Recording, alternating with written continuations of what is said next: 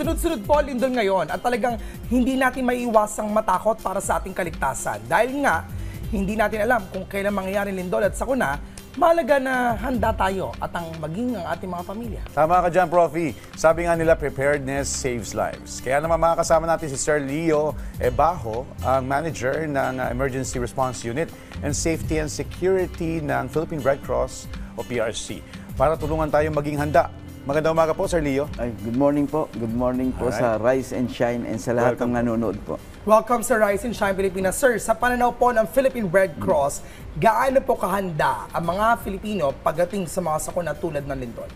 Sa ginagawa naman po ng ating gobyerno, halos every year po meron tayong tinatawag na earthquake drill. Okay. Especially po dito sa Metro Manila, sa palagay po namin, handa naman. Pero iba po yung actual na eh.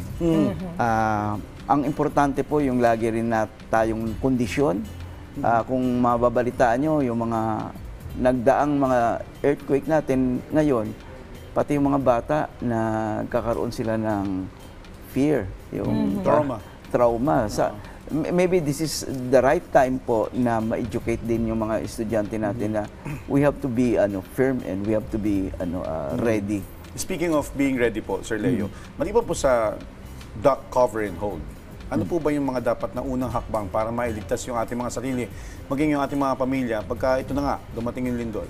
Number one po, huwag kayong magpanik. Kasi pagka nandiyan po yung earth movement or yung shaking, tama po na kayo ay mag-secure nyo yung sarili nyo. You have to protect yourself. Tama rin pong gawin ninyo yung duck, cover, and hold. But if ever wala ka namang mahahawakan at wala kang maidadak, wala kang lugar na tataguan, so you have to be observant sa surrounding mo. Ano ba yung pwede kang mag-cover o pwede kang mag-secure? Like for example, yung mga column ng mga structure. Pag may column po at may wall, mas mabuting huwag kayong pumwesto sa wall. Kasi So, doon tayo sa column, gano'n? at titignan nyo yung movement. Then, after na huminto, siguro a few seconds, sometimes 30, yung medyo, or the most, pagka may umabot pa ng mga more than 40 seconds, pag huminto yan, you have to immediately move out of that facility or that structure. Okay. And also, aside from that, I think we should also know about the 72-hour lifeline kit. Ano po bang nilalaman ito? Usually, marami po nakikita tayo mga improvised na survival kit. Go bag. O go bag, kung tawagin. Sa amin po ay 72 lifeline kit. The purpose of this is, pag nag-evacuate ka, dapat meron kang bagay na masusustain ang life mo. Very basic lang po. Ang priority mo dyan is food, water, and medical or first aid kit. Para if ever na ma-injured ka, meron kang pang remedy doon sa iyong injury. Unahin natin yung food. Basically, hindi mo kailangan magdala ng mga masyadong mabibigat na pagkain o pagkain lulutuin mo pa. Dapat it should be ready to eat.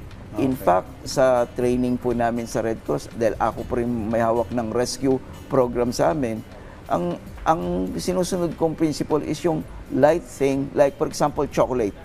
Napakagaan po ng chocolate, but this glucose will give you energy.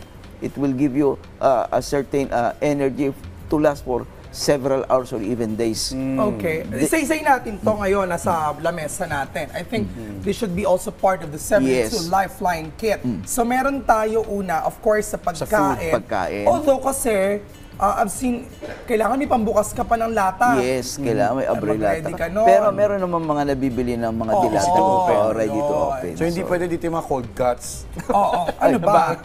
Mag-cold cut ka pa, lumilin doon mga hotdog. So, dapat naman ready to eat. Palamigin ko yung katawan mo. May punerarya kami, Joshua. Aga-aga.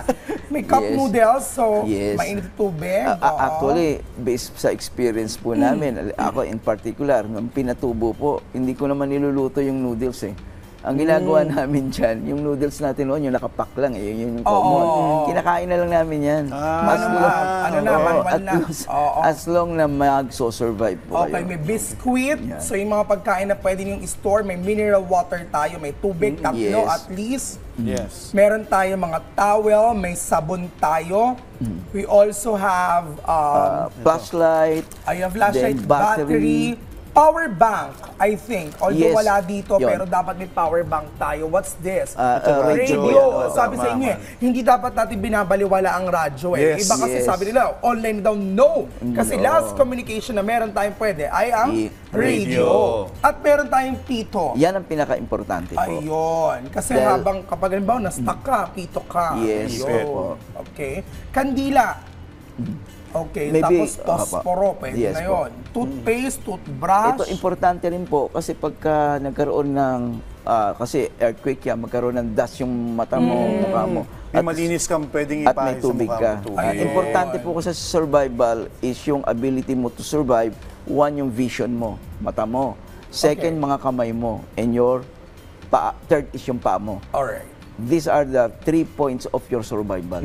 Ano ulit? Tatlo, 3-point ang? Vision. Vision mo, Vision. eyes, hands, Okay. and your feet. Ay, For Ayun. mobility. Yes, for oh, mobility.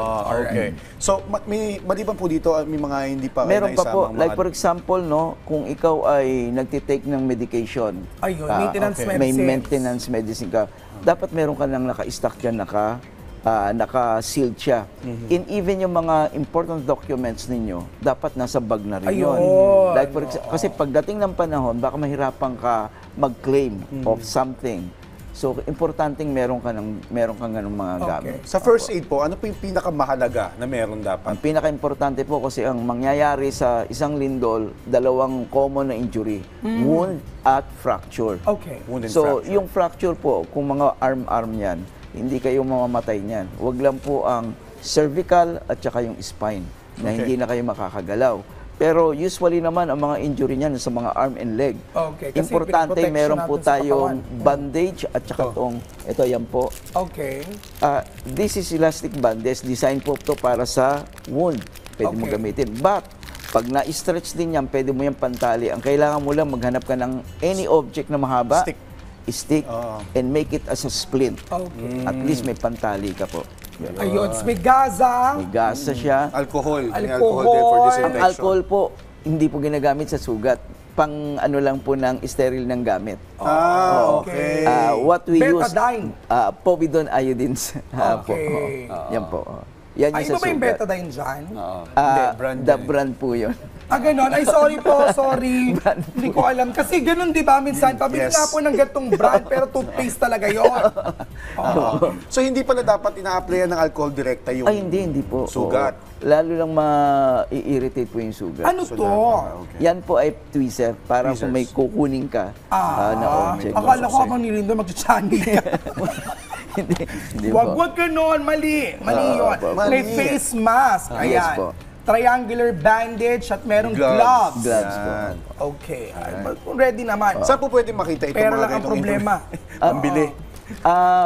Sa online din po namin, o sa website po namin, Okay. makikita nyo rin even yung mga sample po niyan. Okay. Yung hindi naman kailangan na kopyahin nyo lahat yung sa Red Cross.